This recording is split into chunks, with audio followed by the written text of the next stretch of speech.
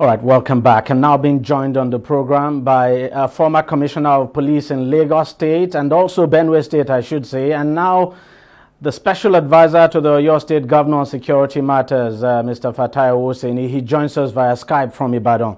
Thank you very much, sir, for joining us on the program. Let me start by asking you, you look at the number of police force we have in the country today, under 400,000. Do you think that number is enough to police this country, and the number is enough to be able to handle the kind of security challenge we're facing at the moment? I will lend my voice to other people that have spoken on that. Definitely not enough. And so, if you were making a projection, for instance, how many policemen do you think Nigeria would be ideal to police this country? And how many do you think we would need to employ, say, every year or recruit every year now to make up that number? I'm not a mathematician, but the standard ratio which the United Nations has given is 1 to 400. That's a policeman to 400 persons. That is all things being equal. In an ideal society where you don't have the kind of competitions we have, because why would all things being equal is that you must have all other necessary things, the logistics. You must also have motorable roads on which vehicles will drive even if you're going to respond to distress calls. So I won't actually follow the rate of 1 to 400. We have to domesticate it. But above all, it's not even just about number. It's about the wherewithal, that is, the tools that is being provided the institution to perform. If you have a small number, I back it up with the use of tech. You motivate the personnel very well. Even before the Britons left, we had what is called the Aberdeen system. Aberdeen system is used when you don't have enough personnel.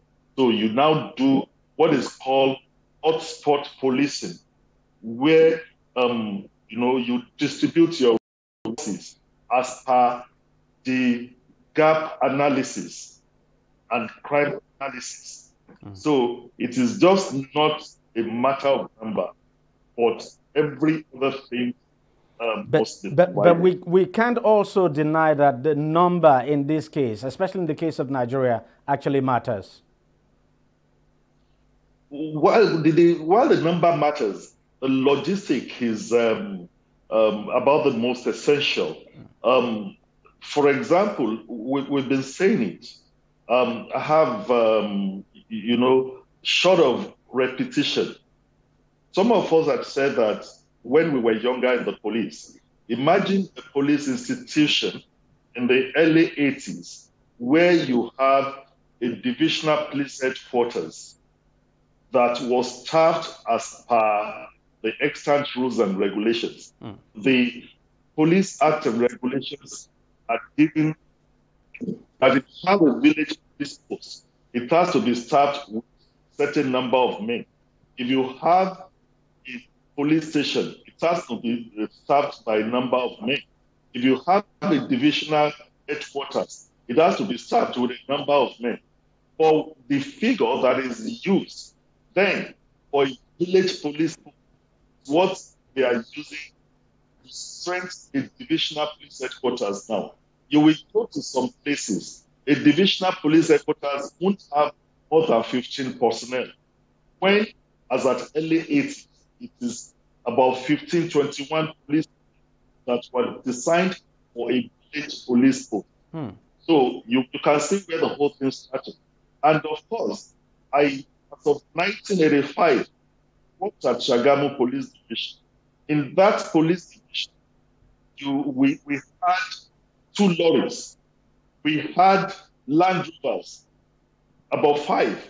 The DPO had his own car. You have what we call a fuel dump. That's a gas station where you don't have to go out and fuel police vehicles. We had a mechanic workshop, which also had its stock with spare parts. And that is just for a divisional police headquarters. So as we talk now, in Oyo State, the number of policemen we have on ground are less than 4,000 or 5,000. For a population of Oyo State, for the vastness of Oyo State, including having an international border. So we are joking. So let me ask you this. You were the commissioner of police in Benue State, and we know Benue State is one of the most troubled states in the country. Now, from your experience as a commissioner of police there, would you say that, what would you say is the biggest challenge policing that state? We're talking about a state of over 30,000 square kilometers.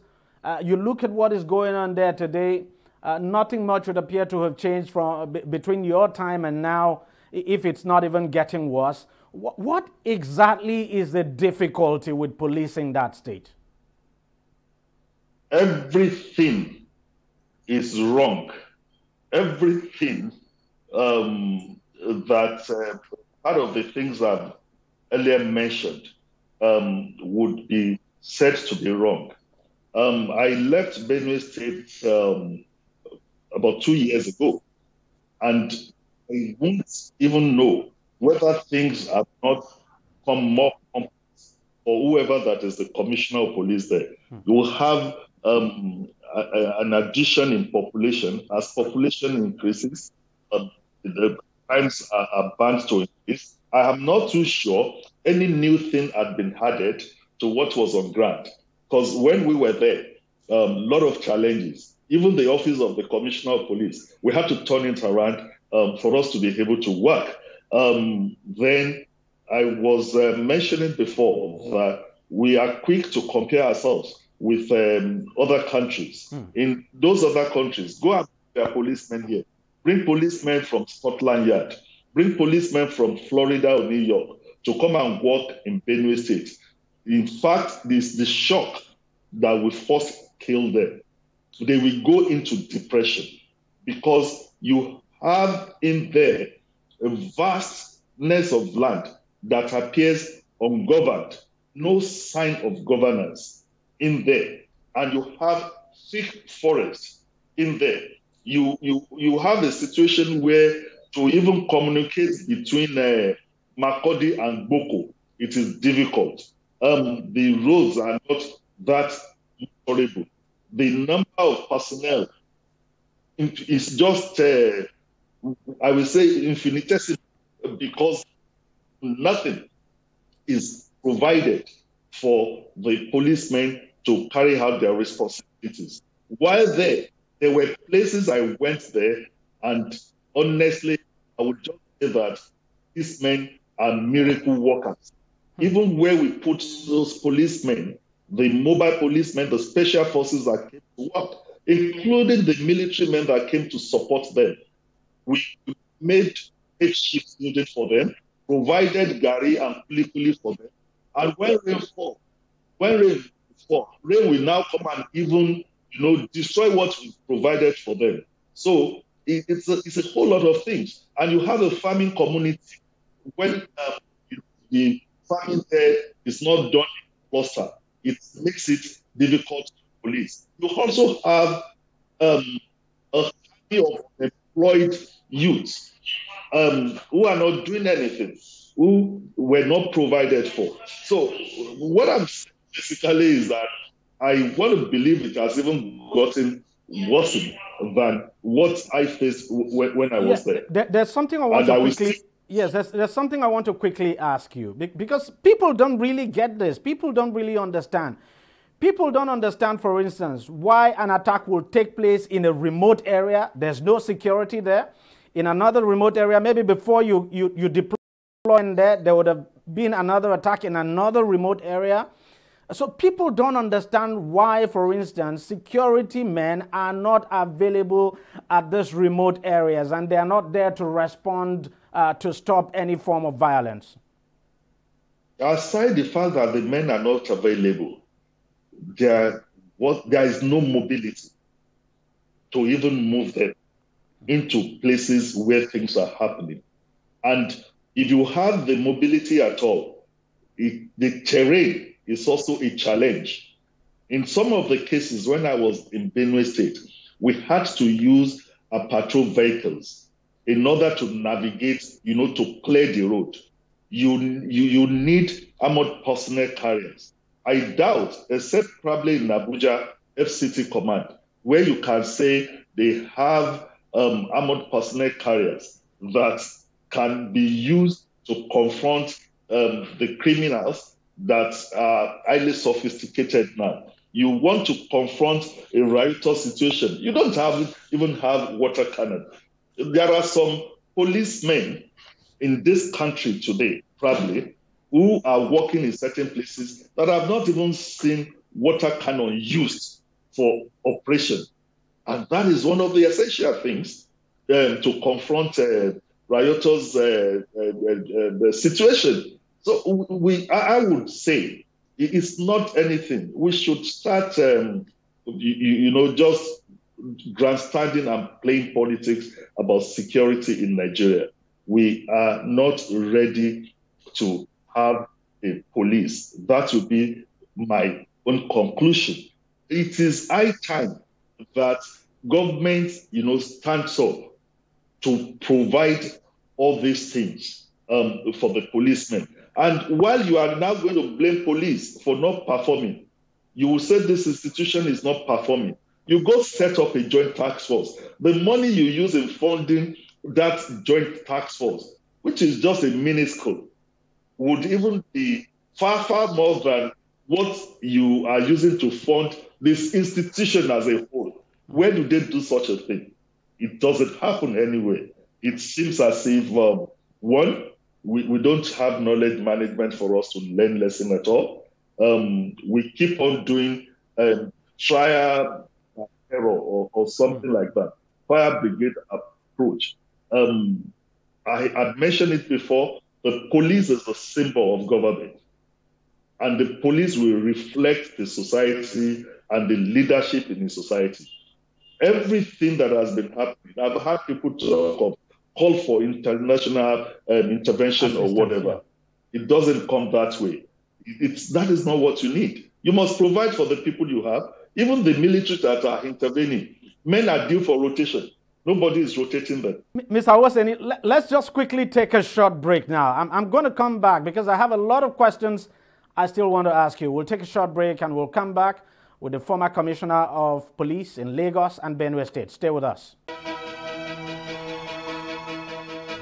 Opinions are free, facts are sacred, but truth is universal.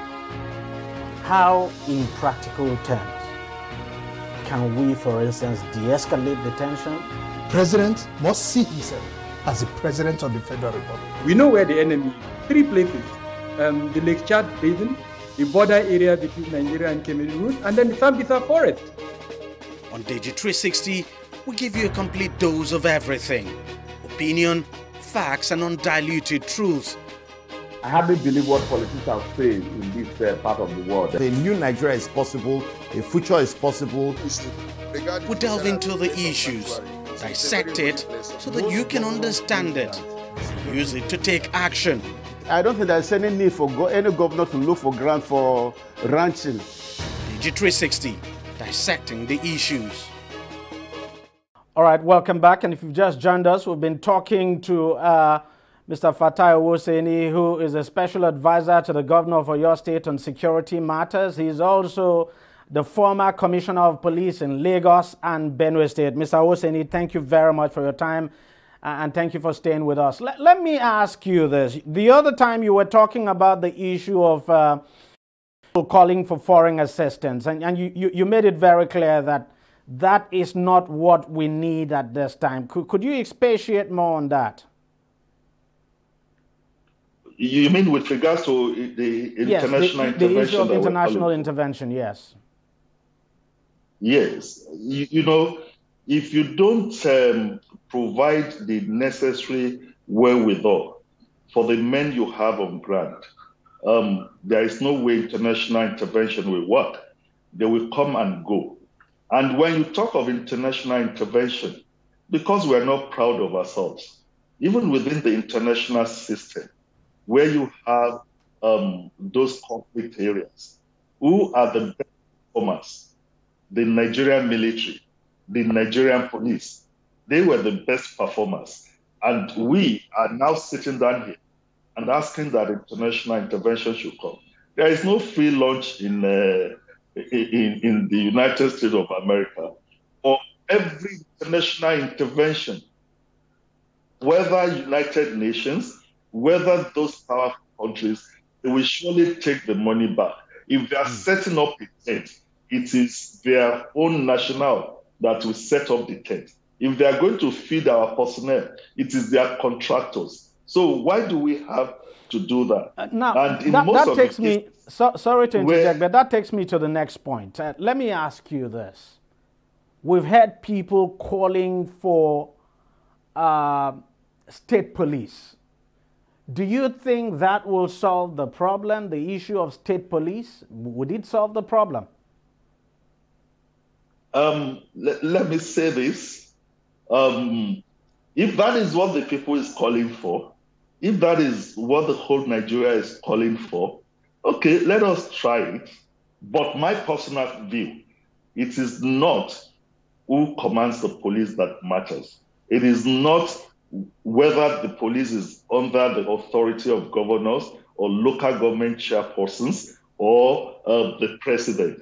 It is what you provide for the police. But what we need is to, you know, scale it down, devolve powers up to the local government level. You can see what we have now. People are saying, no, let's have state police to be controlled by governors. And meanwhile, we are fighting. Look at the Jusun crisis. Is it not because even when the law says so, things are not devolved? You have local governments that are still saying, oh, we are still not being catered for as an independent body. So let's even have local government police itself. The thing is that we must localize police to an extent, make provision in necessary logistics. It will still not work. And that is very key. Without funding that we have now, get the local entities. That is why one of the things we have come up with in Oyo State is let us have an integrated security architecture. The Chief of Defense Staff has also said that it is obvious, we can't run away from it, that you need the non-state actors. You call them local government police, call them state police. The international way of calling them is a voluntary policing system. So you need to get the non-state actors organized. When you get them organized, you integrate them into the conventional system and you design a guiding principle for them. So once you have that, because that is what we need now, taking security, taking police. Look at all what is happening. Victims are being kept somewhere in most of the states, and we keep on fooling ourselves. Don't we have the technical aid to geolocate? If we geolocate, apart from geolocation, as they move these fellows, the victims, into the forest, there are human beings that live in those forests. It is because there is a disconnect, a mistrust or a distrust between the people and the system. And what is the reason? Because of the fact that there is a wide gap in governance. Governance and security are two sides of the same coin. If you are saying that we have security challenges, if you are saying there are crimes, provide alternative to crimes, that the criminal elements we have. So if you are to provide that, not just grandstanding that you want to distribute 20,000 naira to people and everybody will go and celebrate. The people you want to give the money to, they will even spend more than 20,000 naira to get to where they want to collect the money. We've been hearing of intervention that is being done in some other countries. How many times did their president come out or a minister come out to come out and say they are doing that on their own. All right. We must just wake up to all these challenges. Let me ask you this. It's something I've actually been meaning to ask you. You see what is going on in the southeast of the country, the way policemen are being killed, the way they are being taken out allegedly by IPOB. I mean, we saw the attack on the police command in Owerri. It's something you never would expect to see, that a police command would come under attack. We saw the attack in Anambra on that zonal command, if you like. I want you to tell me, how is it that people, hoodlums, bandits, whatever we call them, could be so bold to go to a police headquarters, state headquarters now, attack the place, there's no response from the police, set the place on fire, release detainees there, and no response at all from the police, especially the policemen who are supposed to be there. How do you explain this? It is unexplainable. It is sad. The hearts of some of us bleed that you are having such a situation. And the interpretation we can give it is that, you know, we are a nation in crisis. In police headquarters, if a police headquarters is taken over, that is to say that the government house has been taken. Everybody keep on lamenting and blaming the police as an institution. Will they provide themselves? And that is why we keep on saying that the police is the symbol of government. When people are hungry, they pounce on the police. When anything that the police is not the cause happen, because they see the police as the symbol of government, that is the first place that we go. Then coming to the reality, the personnel are not even there. The confidence is not there. In those days, you probably have mobile policemen stationed those police headquarters. And when they are stationed there, you will have the armored personnel carried there. You will have them with the complement of all the weapons to perform. You will provide for their welfare in order to be able to ward off such things. I wonder if there are, how many states command, how many state police command have the number of mobile policemen to use. The ones that are even supposed to be used, the mobile policemen, the counter-terrorism. What you see is that you see them carrying bags to follow everyone. The ones that are carrying bags follow people.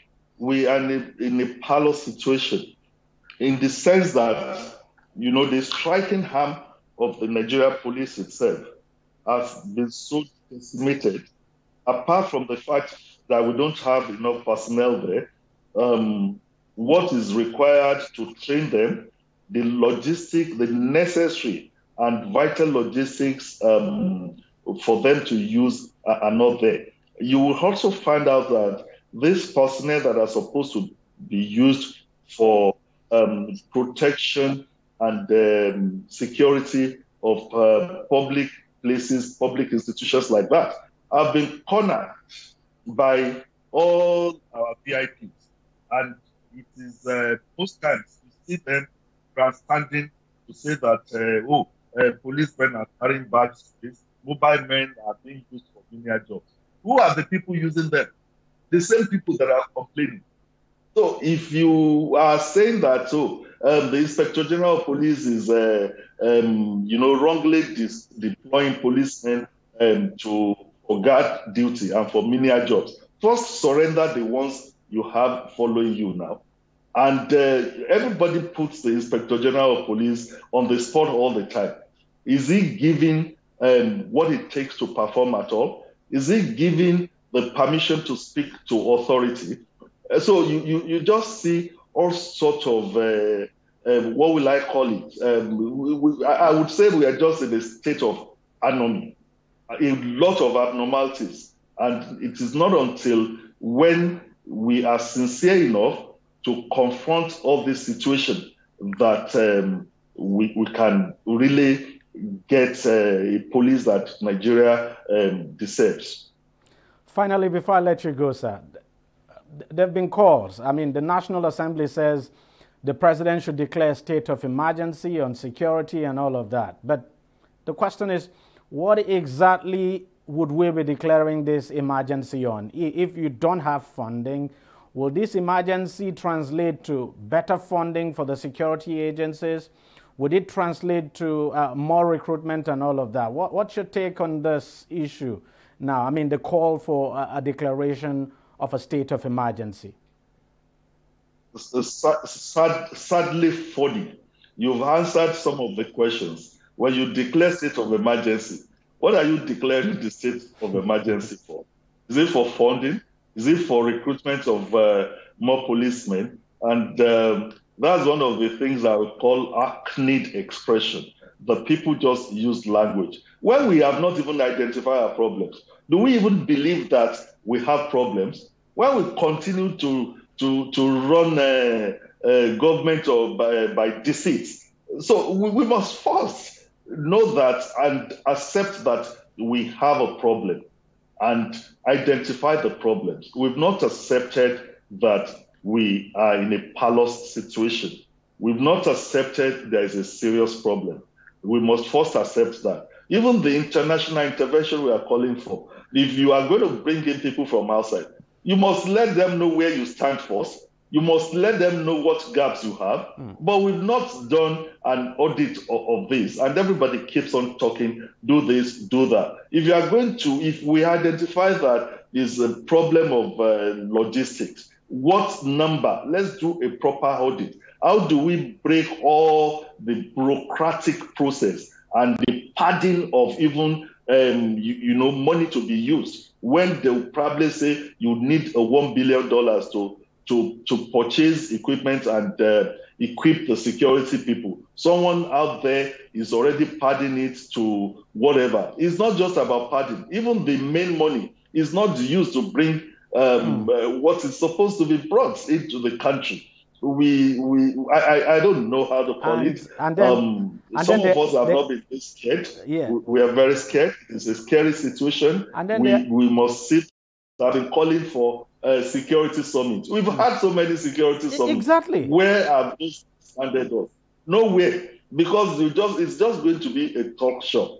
Get people who have worn the shoes, who know where the shoes pinch their legs. You just bring in a lot of consultants. So many people that have termed themselves security consultants. And what do they come up with? Nothing other than to take us back into the wood.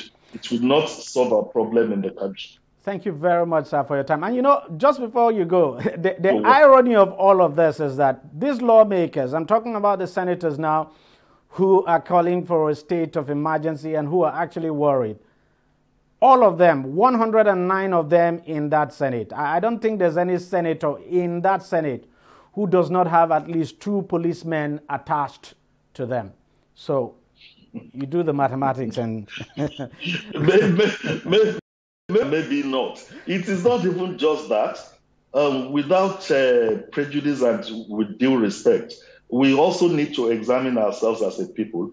Who are the kind of people that we send into the place? You look at the cost of even seeking political office. It's too high, and that is why you have all kinds of people. I was watching a situation, was it 2 days or 3 days ago, when some retirees went to Abuja, yes, and they were complaining of police retirees suffering and all those things. And the person that went to meet them, who happened to be I think maybe chairman, House Committee or Senate Committee on Police Affairs, saying that what we make those things to be corrected is a constitutional change. No, because they don't even know. They don't even harm themselves with the extant laws and regulations to guide them. With police retirees, a law was passed to amend the contributory pension scheme to say that security and intelligence community should be removed from the contributory pension scheme. I'm talking of as a fact. I was in the team that met Chief Pius Ayim as the SSG then. The only thing they are doing is to punish the police, because they are saying because of the large number of policemen, if police is pulled out of the contributing pension scheme, the scheme will collapse. What the hell must the police offer for everybody in this country? It doesn't work that way, for God's sake. Thank you very much, Mr. Oseni, for your time, and thank you very much for saying so much. Thank you. Thank you. Well, that's it on the program this week. We thank you very much for watching. I'll see you again next week. Bye-bye.